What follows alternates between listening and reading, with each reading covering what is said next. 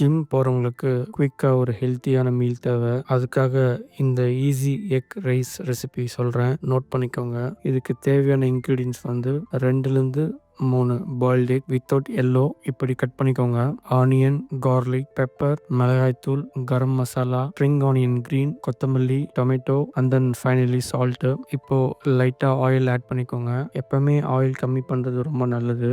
Oil heat ஆனதுக்கப்புறம் slice பண்ணி வச்ச கார்லிக்கை ஆட் பண்ணிவிட்டு நல்லா ஃப்ரை ஆனதுக்கப்புறம் பாயில்டு எக்ஸை ஆட் பண்ணிக்கோங்க.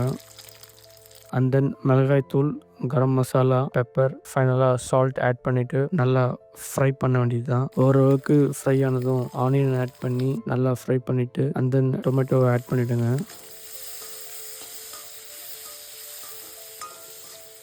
ஓகே, இப்போ பாயில்ட் ரைஸை ஆட் பண்ணி நல்லா மிக்சிங் கொடுத்துட்டு